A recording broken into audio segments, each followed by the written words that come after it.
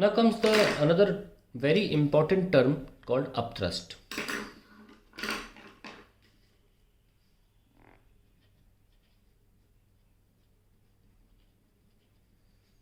Thrust का मतलब ही होता है फोर्स, परपेंडिकुलर फोर्स, और अप का मतलब upwards. Let us see what is upthrust. See, suppose you in a liquid chamber and you have what, इसमें लिक्विड है इतना और कोई बॉडी है जो इमर्स्ड है, कंप्लीटली इमर्स्ड. ओके, और बॉडी की हाइट में h ले लेता हूँ. Body is x1 distance below the top surface, और उसका जो बेस है वो x2 डिस्टेंस टॉप सरफेस के बिलो है. ठीक है. So what is the pressure at, suppose ये बॉडी है, थोड़ा सा बना लेते हैं इसको, इस शेप का लगेगी. यहाँ थोड़ा एरिया दिख जाएगा ना जिस पे फोर्स लग रहा होगा. सो ये मान लीजिए 1 सेक्शन है और ये मान लीजिए 2 सेक्शन है. So force on upper surface of body immersed, it will be pressure into area upper surface का. Then force on bottom surface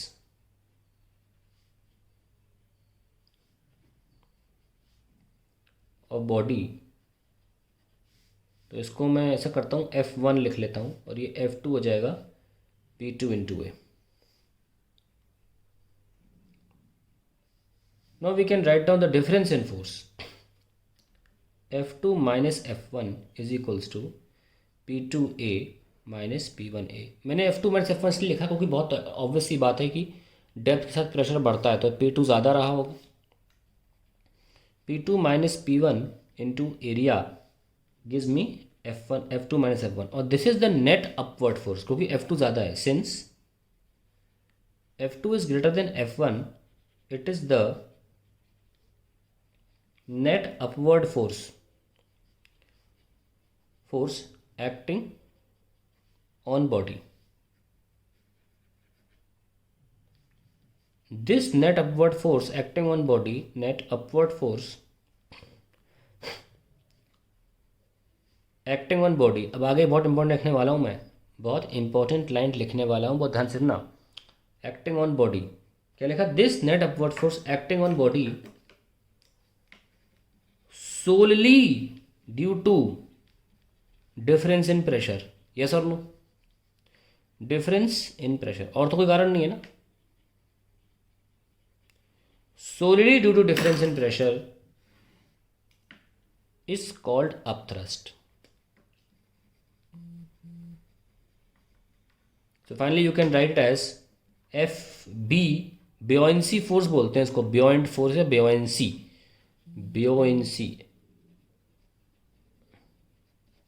और buoyant force. ठीक है, अगर थोड़ी स्पेलिंग गलत तो प्लीज़ ठीक कर लीजिएगा. I think I am correct, but फिर भी देख लीजिएगा स्पेलिंग buoyancy या buoyant की गलत हो तो ठीक कर लीजिएगा प्लीज़. सो एफ बी हो जाएगा delta P, that is the pressure difference into area. तो अब इसको भी हम सॉल्व करने जा रहे हैं. ये फाइनल फॉर्मूला नहीं है, ये दिखाने के लिए कि प्रेशर डिफरेंस पे डिपेंड करता है. So only due to pressure difference, pressure difference नहीं होगा तो आंसर 0 आ जाएगा, ऑब्वियस सी बात है. फिर एरिया कुछ भी हो. ना कितना आया? Delta P into area. ना आप देख सकते हैं कि x2 हाइट पर जो प्रेशर है और x1 हाइट प्रेशर है, उनको कैसे लिखेंगे? हमें प्रेशर का फॉर्मूला पता रहता है ना, कैसा होता है? P2 minus P1 into area. ये क्या लिखो? P2 x2 रो जी एच बोलते हैं ना, h तो गया, और रो इंटू जी, माइनस x1 रो इंटू जी इंटू एरिया. सो रो जी ए x2 माइनस x1. ये x2 माइनस x1 हमारे डायग्राम में क्या था? Height of the body. Okay,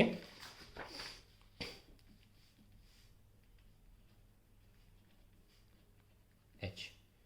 Now what is the area into height? Volume. FP।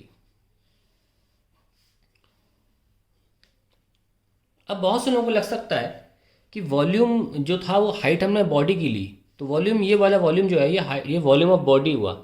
Absolutely incorrect, नहीं होता है।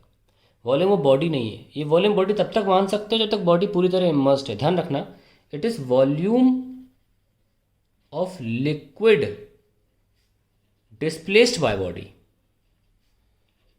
Displaced by body. जानते हो उसकी वजह क्या है? उसकी वजह यह है कि अगर आप वॉल्यूम बॉडी का लिख रहे हो तो बॉडी के वॉल्यूम में फॉर्मूला खोलो ज़रा। बॉडी के वॉल्यूम का फॉर्मूला क्या हो सकता है? डेंसिटी क्या होती है? मास अपॉन वॉल्यूम, है ना। तो वॉल्यूम क्या होगा? Mass upon density. आप मुझे बताइए,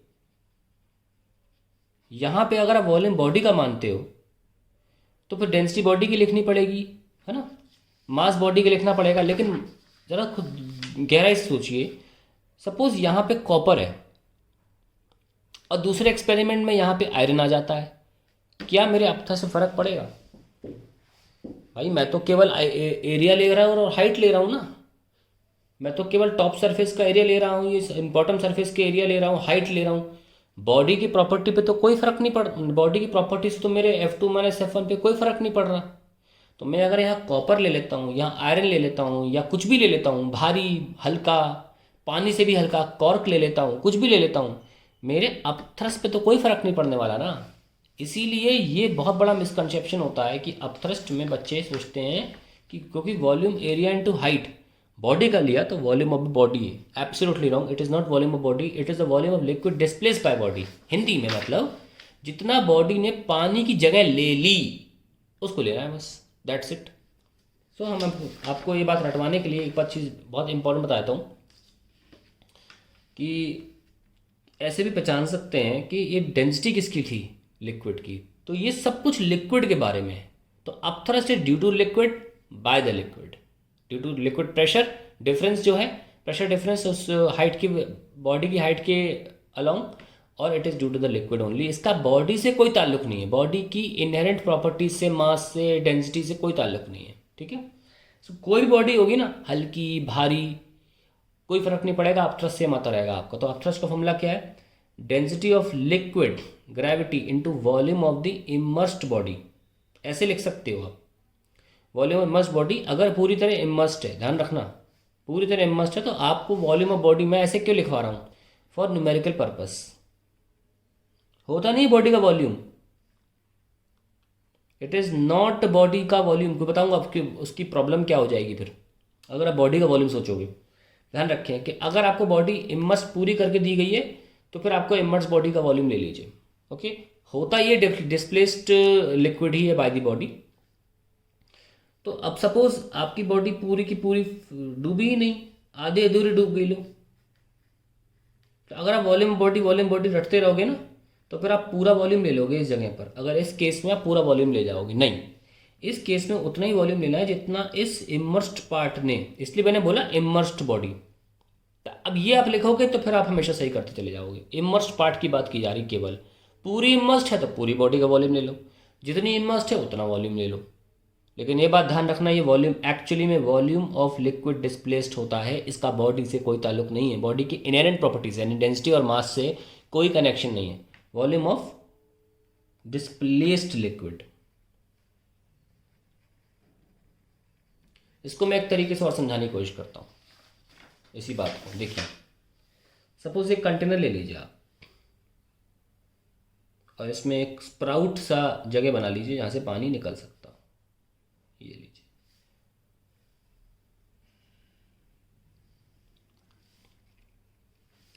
पानी अब एग्जैक्टली यहाँ तक भर दीजिए कि थोड़ा भी कुछ डाला जाए, पानी ओवरफ्लो तो यहाँ कलेक्ट हो जाए।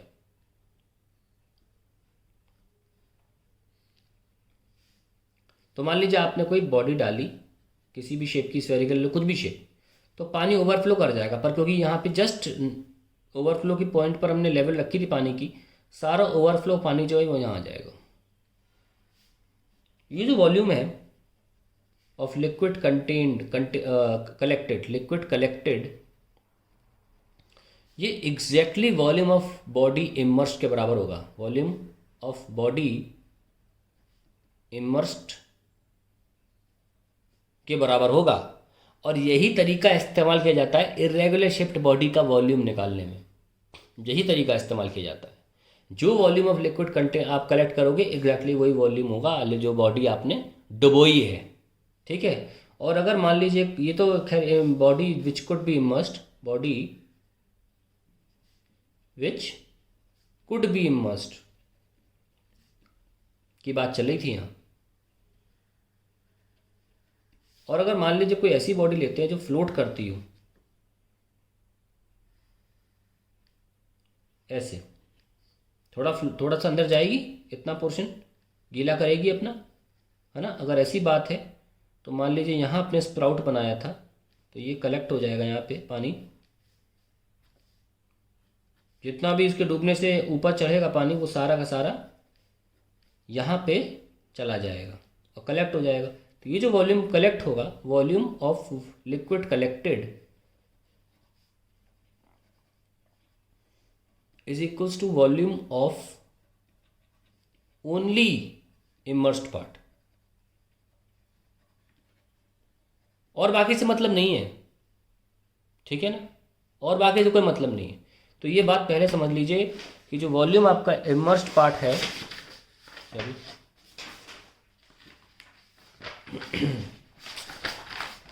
कहाँ गया, ये रहा। तो ये बात ध्यान रखिएगा कि एक तो upthrust is solely due to pressure difference, और दूसरी बात अगले पन्ने पर जो हमने बहुत इंपॉर्टेंट बात सामने बताई आपको कि जो वॉल्यूम है ये सिर्फ liquid displaced by the body. और लिक्विड डिस्प्लेस्ड क्या होता है उसका मतलब मैंने आपको स्प्राउट वाले कंटेनर से बता दिया कि डिस्प्लेस्ड लिक्विड का क्या मतलब होता है। ओके, तो यहाँ पे हमने अपथ्रस्ट को ख़त्म किया है।